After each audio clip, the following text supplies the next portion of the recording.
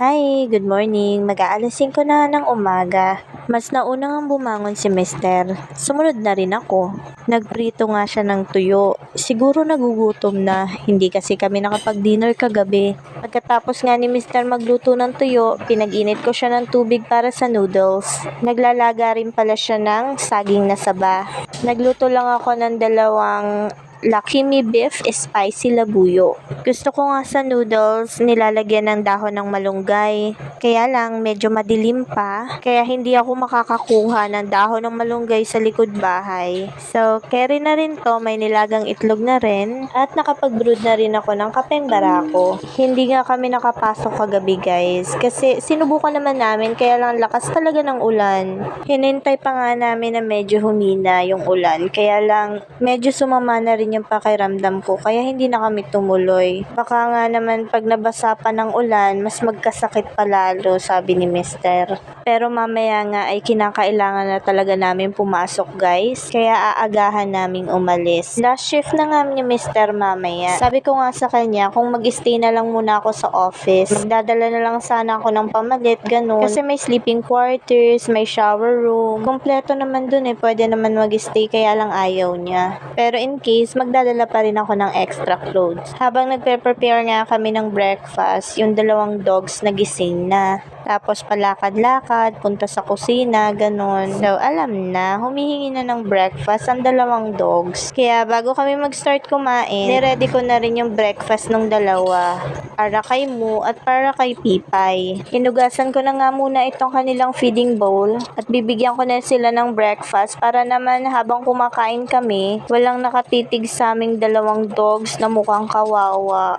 Puppy eyes pa yung mga yan, parang hindi nag-dinner. Kami nga tong hindi nakapag-dinner So ito nga ang kanilang daily breakfast. Hindi ko nadadamihan kasi hindi naman uubusin. Tapos lalagyan ko lang ito ng saging na saba, tig-kalahati sila. Favorite nila to Hinimayan ko na rin sila ng konting isda.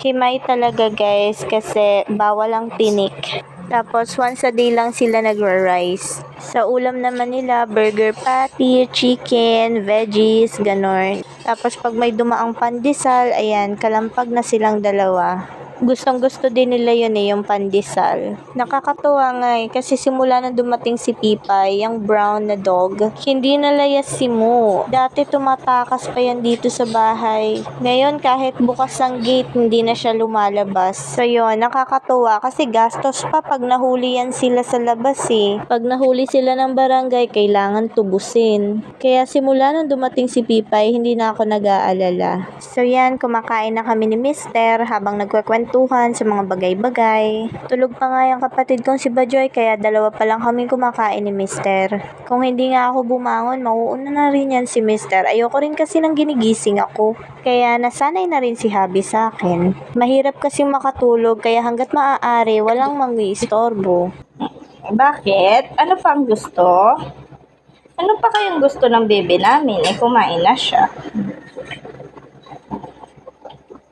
Ganyan po siya. Naglalambing. Mo?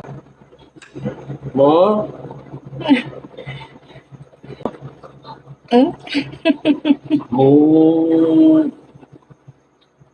So yan, ganyan po maglambing si Mo. Pinapatong niya yung baba niya or yung ulo niya sa hita. At syempre, gaya-gaya si Pipay. So yan guys, tapos na ako kumain. Kala ko tapos na rin si Mister, pero kumuha pa pala siya ng kanin. So after ko nga kumain, iniwan ko na kay Mister yung hugasin. Inubos ko lang yung kape ko, after no, naligo na ako.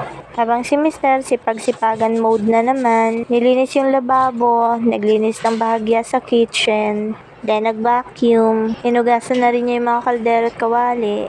Habang ako, fresh na. So, yan, bagong ligo na guys. Alas 7 na ng umaga. Maya-maya nga ay magre-ready na ulit para matulog.